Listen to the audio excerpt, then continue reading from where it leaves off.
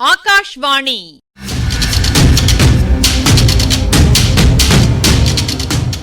பொன்னியின் செல்வங்கள் வாசிப்பும் ஆய்வும்.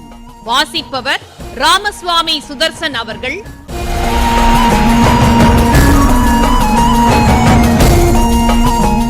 மகாராஜாதிராஜ ராஜகம்பீர ராஜமார்த்தாண்ட ராஜகுலோத்துங்க ராஜகுலதிலக ஈரேழு 14 லோகத்தின் அதிபதி பாரா.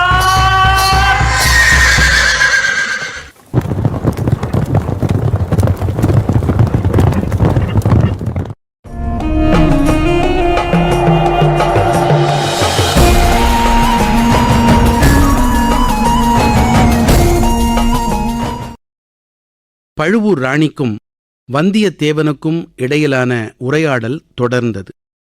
பல்லக்கை கொண்டு வந்து அவர்கள் உன் குதிரை மீது மோதினார்கள் என்றா சொன்னாய்?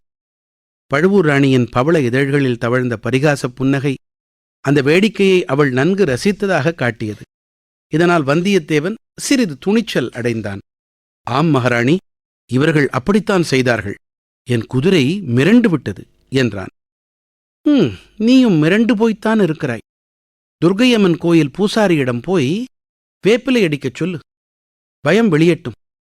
இதற்குள் வந்தியத்தேவனுடைய பயம் நன்கு தெளிந்து விட்டது. அவனுக்கு சிரிப்பு கூட வந்துவிட்டது. பழுவூர் ராணியின் முகபாவம் இப்போது மாறிவிட்டது. குறுநகையின் நிலவு கோபக் கனலாயிற்று. வேடிக்கை அப்புறம் இருக்கட்டும், உண்மையைச் சொல். எதற்காக பல்லக்கின் மேல் குதிரையை கொண்டு வந்து மோதி நிறுத்தினாய்? இதற்கு தக்க மறுமொழி சொல்லித்தானாக வேண்டும். சொல்லாவிட்டால்? நல்ல வேளையாக ஏற்கனவே அந்த மறுமொழி வந்தியத்தேவன் உள்ளத்தில் உதயமாகியிருந்தது.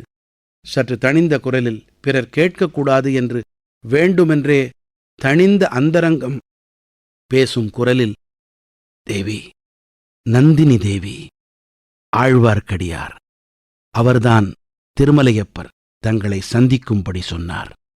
அதற்காகவே இந்த சூழ்ச்சி செய்தேன், மன்னிக்க வேண்டும் என்றான்.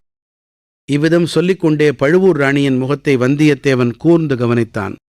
தன்னுடைய மறுமொழியினால் என்ன பயன் விளையப் போகிறதோ என்னும் ஆவலுடன் பார்த்தான்.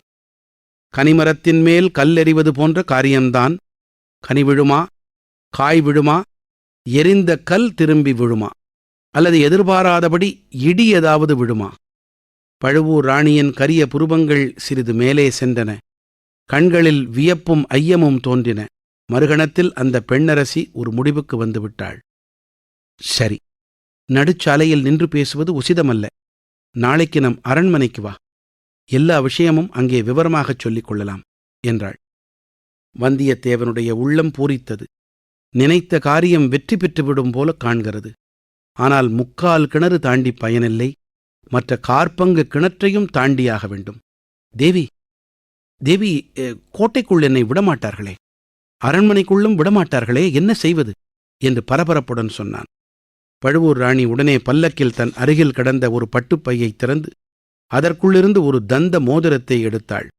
இதைக் காட்டினால் கோட்டைக்குள்ளும் விடுவார்கள், நம் அரண்மனைக்குள்ளும் விடுவார்கள் என்று சொல்லிக்கொண்டே கொடுத்தாள். வந்தியத்தேவன் அதை ஆவலுடன் வாங்கிக் கொண்டான். ஒரு கணம் பனை இலைச்சினை பொறித்த அந்த தந்த மோதிரத்தை பார்த்தான். மறுபடி நிமிர்ந்து ராணிக்கு வந்தனம் கூற எண்ணியபோது பல்லக்கின் திரைகள் மூடிக்கொண்டிருந்தன. ஆஹா! பூரண சந்திரனை ராகு கவ்வும்போது சிறிது சிறிதாக கவ்வுகிறது. ஆனால் இந்த பல்லக்கின் திரைகள் அந்த பேசும் நிலா மதியத்தை ஒரு நொடியில் கபளீகரம் செய்துவிட்டனவே. இனியாவது என்னை பின்தொடர்ந்து வராதே, அபாயம் நேரும், நின்று மெதுவாக வா என்று பல்லக்கு திரைக்குள்ளிருந்து பட்டு போன்ற குரல் கேட்டது. பிறகு பல்லக்கு நகர்ந்தது. வீரர்கள் முன்போலவே அதன் முன்னும் பின்னும் சென்றார்கள். வந்தியத்தேவன் குதிரையின் தலைக்கயிற்றை பிடித்துக்கொண்டு சாலையோரமாக ஒதுங்கி நின்றான். பழுவூர் ஆள்களில் தன்னை அணுகி வந்து பேசியவன் 2-3 தடவை திரும்பி திரும்பி பார்த்ததை அவனுடைய கண்கள் கவனித்து உள்மனதுக்கு செய்தி அனுப்பின. ஆம், அவனுடைய வெளிமனம் பல்லக்கிலிருந்த பழுவூர் ராணியின் மோகன வடிவத்தைச் சுற்றிச் சுற்றி வந்து கொண்டிருந்தது. இத்தனை நேரம் கண்டது கேட்டது எல்லாம் உண்மைதானா, அல்லது ஒரு மாய மனோகரக் கனவா? இப்படியும் ஓர் அழகி, ஒரு சௌந்தர்ய வடிவம் இந்த பூவுலகில் இருக்க முடியுமா? அரம்பை, ஊர்வசி, மேனகை என்றெல்லாம் தேவமாதர்கள் இருப்பதாக புராணங்களில் சொல்வதுண்டு. அவர்களுடைய அழகு முற்றும் துறந்த முனிவர்களின் தவத்தையும் பங்கம் செய்ததாக கேட்டதுண்டு. ஆனால் இந்த உலகத்தில் பெரிய பழுவேட்டரையர் இந்த மோகினியின் காலடியில் அடிமை பூண்டு கிடப்பதாக நாடு நகரங்களில் பேசுவதெல்லாம் உண்மையாகவே இருக்கலாம்.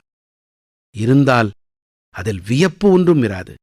நரை திரை மூப்பு கண்டவரும் தேகமெல்லாம் போர்க்காயங்களுடன் கடூரமான தோற்றங்கொண்டவருமான பழுவேட்டரையரங்கே சுகுமாரியும் கட்டழகியுமான இந்த இளம் மங்கை எங்கே? இவளுடைய ஒரு புன்னகையை பெறுவதற்காக அந்த கிழவர் என்ன காரியந்தான் செய்ய மாட்டார்? வெகுநேரம் சாலை ஓரத்தில் நின்று இந்தவித சிந்தனைகளில் ஆழ்ந்திருந்தபோது வந்தியத்தேவன் குதிரை மேல் ஏறிக்கொண்டு மெல்ல மெல்ல அதை தஞ்சை கோட்டையை நோக்கிச் செலுத்தினான். சூரியன் அஸ்தமிக்கும் நேரத்தில் பிரதான கோட்டை வாசலை அடைந்தான். கோட்டைக்கு சற்று தூரத்திலேயே நகரம் ஆரம்பமாகியிருந்தது. விதவிதமான பண்டங்கள் விற்கும் கடைவீதிகளும் பலவகை தொழில்களில் ஈடுபட்ட மக்கள் வாழும் தெருக்களும் கோட்டையைச் சுற்றி அடுக்கடுக்காக அமைந்திருந்தன. வீதிகளில் போவோரும் வருவோரும், பண்டங்கள் வாங்குவோரும், விலை கூறுவோரும், மாடு பூட்டிய வண்டிகளும் குதிரை பூட்டிய ரதங்களும் நிறைந்து எங்கும் ஒரே கலகலப்பாக இருந்தது. அந்த வீதிகளுக்குள்ளே புகுந்து சென்று சோழ நாட்டு புதிய தலைநகரத்தில் வாழும் மக்களையும் அவர்கள் வாழும் விதத்தையும் பார்க்க வந்தியத்தேவனுக்கு மிக்க ஆவலாக இருந்தது. ஆனால் அதற்கெல்லாம் இப்போது அவகாசம் இல்லை. வந்த காரியத்தை முதலில் பார்க்க வேண்டும், வேடிக்கை பார்ப்பதெல்லாம் பிற்பாடு வைத்துக் கொள்ள வேண்டும். இந்த தீர்மானத்துடன் வந்தியத்தேவன் தஞ்சை நகரின் பிரதான வாசலை அணுகினான். கோட்டை வாசலின் பிரம்மாண்டமான கதவுகள் அந்தச் சமயம் சாத்தியிருந்தன. வாசலில் நின்ற காவலர்கள் மக்களை ஒதுங்கச் செய்து வீதி ஓரங்களில் நிற்கும்படி செய்து கொண்டிருந்தார்கள். மக்களும் ஒதுங்கி நின்றார்கள். ஆம், அவரவர்கள் தங்கள் அலுவல்களை பார்த்து கொண்டு போவதற்கு பதிலாக ஏதோ ஊர்வலம் அல்லது பவனி பார்ப்பதற்காக காத்திருப்பவர்களைப் போல நின்றார்கள். ஆண்கள், பெண்கள், குழந்தைகள், வயோதிகர் எல்லோரும் ஆவலுடன் நின்றார்கள். கோட்டை வாசலுக்கு முன்னால் சிறிது தூரம் வரை வெறுமையாகவே இருந்தது. வாசலண்டை காவலர்கள் மட்டும் நின்றார்கள். விஷயம் என்னவென்று தெரிந்து கொள்ள வந்தியத்தேவன் ஆவல் கொண்டான். எல்லோரும் ஒதுங்கி நிற்கும்போது தான் மட்டும் கோட்டை வாசல் காப்பாளரிடம் சென்று முட்டிக்கொள்ள அவன் விரும்பவில்லை. அதிலிருந்து வீண் வாதமும் சண்டையும் மூளலாம். இப்போது தனக்கு காரியம் முக்கியமே தவிர வீரியம் பெரிது அல்ல. வீண் சண்டைகளில் இறங்க இது தருணமல்ல. எனவே வந்தியத்தேவன் கோட்டை வாசலை கவனிக்கக்கூடிய இடத்தில் வீதி ஓரத்தில் ஒதுங்கி நின்றான். பக்கத்தில் கம்மென்று மலரின் மணம் வீசியது. திரும்பி பார்த்தான். ஒரு வாலிபன் திருநீறு, ருத்ராட்சம் முதலிய சிவச்சின்னங்கள் தரித்தவன் 2 கைகளிலும் 2 பூக்கூடைகளுடன் நிற்பதைக் கண்டான். தம்பி, எல்லாரும் எதற்காக வீதி ஓரம் ஒதுங்கி நிற்கிறார்கள்? ஏதாவது ஊர்வலம் கீர்வலம் வரப்போகிறதா என்று கேட்டான். தாங்கள் இந்த பக்கத்து மனிதர் இல்லையா ஐயா? இல்லை, நான் தொண்டை நாட்டைச் சேர்ந்தவன். அதனால்தான் கேட்கிறீர்கள். நீங்களும் குதிரை மேலிருந்து இறங்கி கீழே நிற்பது நல்லது. வாலிபனோடு பேசுவதற்கு சௌகரியமாயிருக்கட்டும் என்று வந்தியத்தேவன் குதிரை மீதிருந்து குதித்தான். தம்பி, எதற்காக என்னை இறங்கச் சொன்னாய் என்று கேட்டான். இப்போது வேளக்காரப்படை அரசரை தரிசனம் செய்துவிட்டு கோட்டைக்குள்ளிருந்து வரப்போகிறது. அதற்காகத்தான் இத்தனை ஜனங்களும் ஒதுங்கி நிற்கிறார்கள். வேடிக்கை பார்க்கத்தானே? ஆமாம். நான் குதிரை மேல் உட்கார்ந்து கொண்டு பார்த்தால் என்ன? பார்க்கலாம். ஆனால் வேளக்காரை படை வீரர்கள் உங்களை பார்த்துவிட்டால் ஆபத்து. என்ன ஆபத்து? குதிரையை கொண்டு போய் விடுவார்களா? குதிரையையும் கொண்டு போவார்கள், ஆள்களையே கொண்டு போய் விடுவார்கள். பொல்லாதவர்கள். குதிரையையும் ஆளையும் கொண்டு போனால் சும்மா விட்டு விடுவார்களா? விடாமல் என்ன செய்வது? வேளக்கார படையார் வைத்ததே இந்த நகரில் சட்டம். அவர்களை கேள்வி கேட்பார் கிடையாது. பழுவேட்டரையர்கள் கூட வேளக்கார படை விஷயத்தில் தலையிடுவது கிடையாது. இந்த சமயத்தில் கோட்டைக்கு உட்புறத்தில் பெரிய ஆர்ப்பாட்ட ஆர்வாரங்கள் கேட்டன.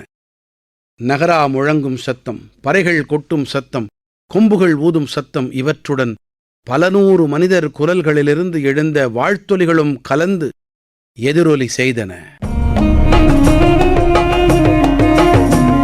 இப்பகுதியின் ஆய்வினை வழங்குகிறார் ஐங்கரன் அவர்கள்.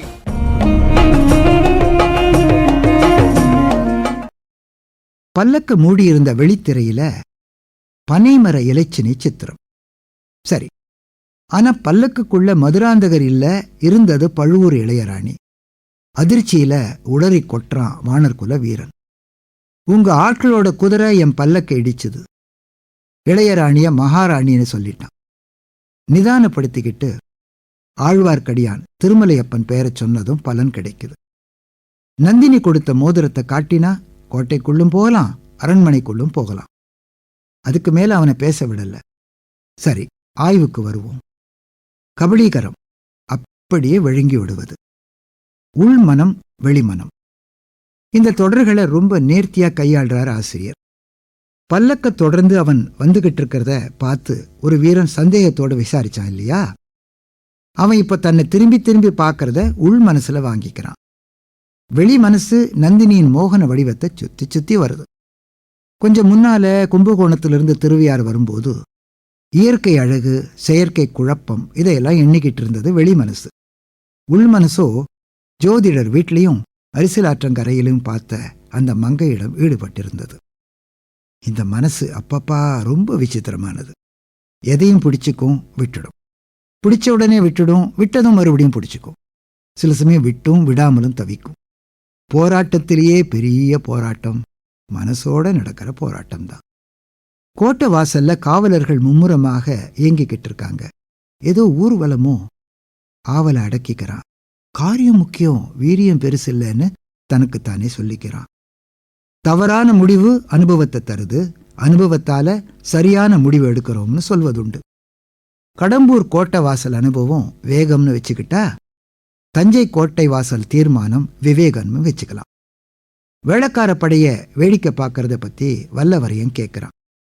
நான் குதிரை மேல உட்கார்ந்துக்கிட்டு பார்த்தா என்ன?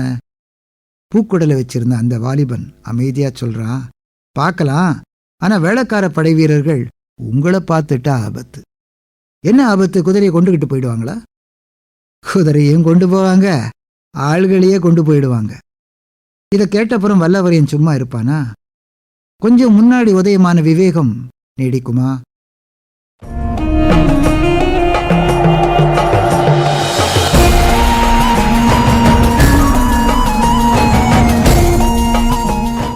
பொன்னியின் செல்வங்கள் வாசிப்பும் ஆய்வும் கேட்டீர்கள்.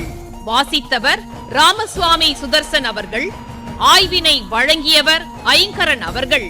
படைப்பு சென்னை வானொலி நிலையம்.